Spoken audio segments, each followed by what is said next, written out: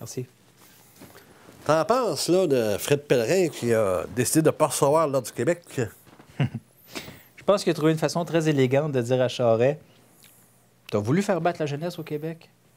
Ben, tu mérites pas l'honneur de me donner un honneur. » Minute, là. Tu vas pas me dire qu'il n'a pas eu de la casse, puis qu'il fallait pas arrêter ceux qui faisaient l'intimidation. Mais non, justement, il fallait les arrêter. S'il y en a eu de la casse puis de l'intimidation, il fallait les arrêter. Je veux dire, si ça justifiait de plonger le Québec dans une crise, si ça justifiait de promulguer des lois ignobles et grossièrement illégales, la moindre des choses après 180 jours de crise, ce serait de produire des terroristes. Tu vas me dire qu'il n'a pas eu de casse? Papa, il y a 100 000 caméras de surveillance sur l'île de Montréal. Tu as des caméras de surveillance qui surveillent le trafic, tu as des caméras de surveillance à peu près à tous les coins de rue, tu as des caméras de surveillance qui appartiennent à la police, tu as des caméras de surveillance qui appartiennent à la ville. Tu en as qui appartiennent à peu près à tous les commerces de l'île de Montréal. Quand il y a une manifestation, il y a des policiers qui sont payés juste pour ça, filmer du monde. Tu as des médias qui sont là, tu as des médias underground. Les manifestants filment aussi. Puis avec toutes ces caméras-là, on n'a pas une image, pas une, d'un jeune qui fait de la casse, de l'intimidation, qui brise une vitre, qui pète de travers à rien.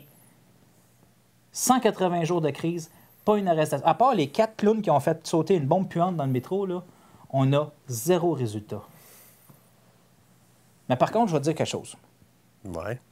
Des images de policiers qui abusent de leur pouvoir, des policiers qui vargent à coups de matraque sur des gamines de 19 ans, des policiers qui giclent du poivre comme si c'était des condiments, des policiers qui font des arrestations en souricière, des policiers qui assomment du monde, qui frappent dans le dos à coups de bouclier, à coups de matraque, des policiers qui tirent des balles en caoutchouc puis qui disent « Hey, dans le cul, mon esti! » On s'entend-tu que ce gars-là, là, il a beaucoup trop de fun à faire mal à quelqu'un?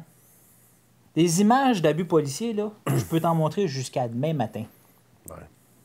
Bien, je reviens avec ma théorie de départ. Si ça valait la peine de plonger le Québec dans une crise, borderline une guerre civile, là, la moindre des choses, ce serait de produire les fameux terroristes qui ont justifié tous ces abus-là puis la promulgation d'une loi complètement anticonstitutionnelle. Tu sais, Charest a au moins raison sur ça. On est en train de décider quel genre de société qu'on veut vivre dedans. Ouais. Bon, ben moi, je veux vivre dans une société où les gens à qui on donne du pouvoir, les policiers, les politiciens, les juges, si on leur donne du pouvoir, je veux vivre dans une société où ils nous rendent des comptes sur comment ils utilisent ce pouvoir-là. 180 jours de crise, pas de résultat. Mais ton café est très bon, par exemple. Merci.